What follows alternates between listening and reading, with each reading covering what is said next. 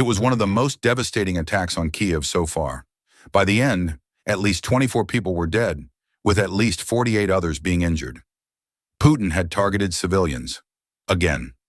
This time, Zelensky put out the call to the Ukrainian military. Prepare a response.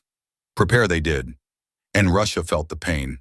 Ukraine just did something that made Russia burn like never before, as a massive drone blitz has shattered multiple targets throughout Russia. The attack on Kyiv was brutal. Overnight up to May 14th, explosions rocked the city as Russia unleashed a horde of 56 missiles of various types, including Iskander ballistic and Kinzhal aeroballistic missiles, were launched in the overnight attack, as well as S-400 missiles, which are primarily surface-to-air missile. The primary reason Russia has used S-400 systems targeting Ukraine's capital city is a shortage of dedicated precision land attack munitions. A large apartment building was destroyed in the blitz. Among the dead were 3 children, the youngest of whom was a 12-year-old girl. By the end of Russia's strike, Ukraine's military had counted 675 drones and 56 missiles. Ukraine managed to take down most of them. 652 of Russia's drones were shot down by Ukraine's air defenses, along with 12 Iskander and S-400 missiles, and another 29 Kh-101 cruise missiles. But it wasn't enough. Some of Russia's missiles and drones broke through, striking 11 residential buildings in Kyiv and another 50 across the whole of Ukraine. But Ukraine, as it always does, responded with grit and prepared to unleash something far more devastating. The rescue operation was swift and did what it could. By 9 a.m. local time on May 15th, Ukraine had completed its search and rescue operation at a residential building on the banks of the Dnipro River, where they searched for survivors under the rubble. But as the tragedy unfolded in Kyiv, plans were being made elsewhere. Foreign Minister Andriy Sybiha got the ball rolling. He called for the initiation of a United Nations Security Council meeting that he wants to be held to use other international platforms to respond to Russia's killings of Ukrainian civilians and attacks against humanitarian personnel. It's an important step on a diplomatic level, sure, but Putin has proven time and time again that he doesn't care what the United Nations thinks. He has settled into his role as a war criminal, and no matter what the UN says, he's going to stay in that role. As Sybiha called for attention from the international community, Ukrainian President Volodymyr Zelensky was calling for a far more direct response, both from Ukraine and its partners. On the partner front, Zelensky pointed out that at least one of the Kh-101 missiles that struck a residential building in Kyiv had been built during the second quarter of 2026, which is Zelensky's way of pointing out that sanctions aren't doing enough to stop Russia from getting its hands on the components it needs for its missiles.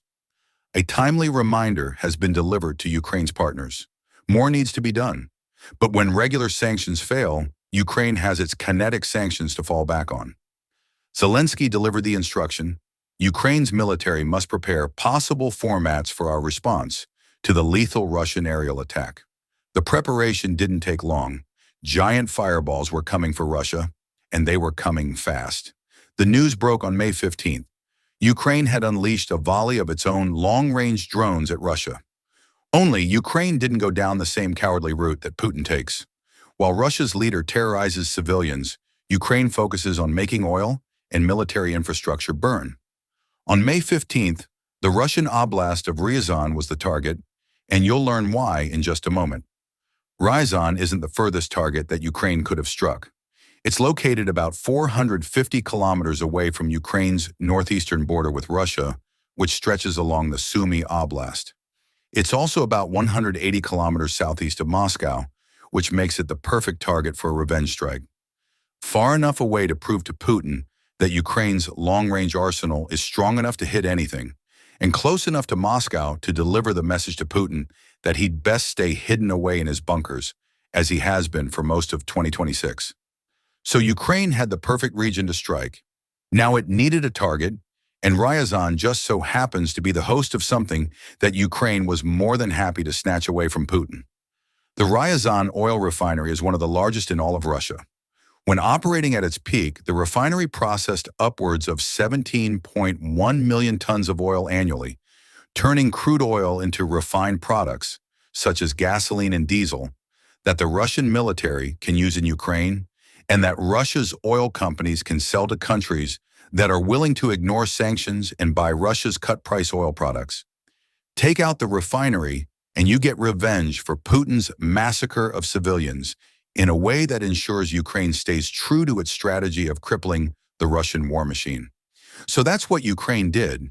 The Ryazan oil refinery now burns after Ukraine unleashed a devastating aerial blitz against the facility. The reporting on Telegram showcased the results of Ukraine's assault. Exalanova Plus, which has been one of the most reliable independent sources, demonstrating what really happens when Ukraine attacks Russia for much of the war, highlighted the damage that Ukraine did in a May 15th Telegram post. A trio of photographs all prove that Ukraine's drones have struck their targets. In each, we see the same thing. A blazing inferno somewhere in the Ryazan oil refinery is sending a massive black plume of smoke into the sky.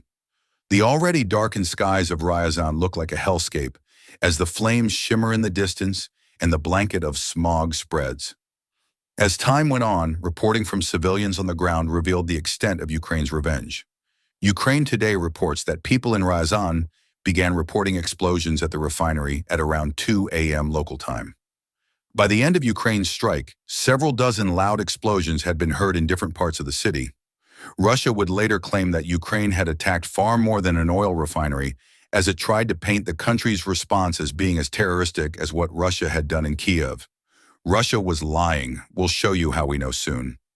The same outlet reports that explosions were still being heard at the Ryazan oil refinery at 5 a.m., 3 hours after the initial explosions were reported. Ukraine may have still been sending drones into the oblast at this time, or just as likely, Ukraine's drones had caused fires so massive during the initial strike that secondary explosions became inevitable as those fires spread. In a video shared by Supernova Plus on its Telegram channel, we get the shortest glimpse of one of the drones that Ukraine sent into Ryazan.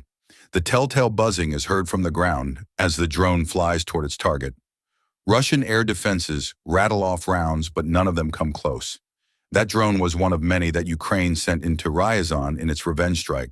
Some of those drones clearly hit their targets. In the aftermath of Ukraine's retaliation for Russia killing and injuring so many of its civilians in Kyiv, the Russian response was, shall we say, typical. It looks like the world's most accurate drone debris has struck again. That's according to Ryazan's regional governor, Pavlo Malkova, who claimed that drone debris had struck an unspecified enterprise somewhere in the region. We don't need Malkova to specify what that enterprise was. We know it. We see it engulfed in a fireball that lights up the sky. We don't know what Ukraine is putting into all of its drone debris, but it seems to be as powerful as the drones themselves. Sarcasm aside,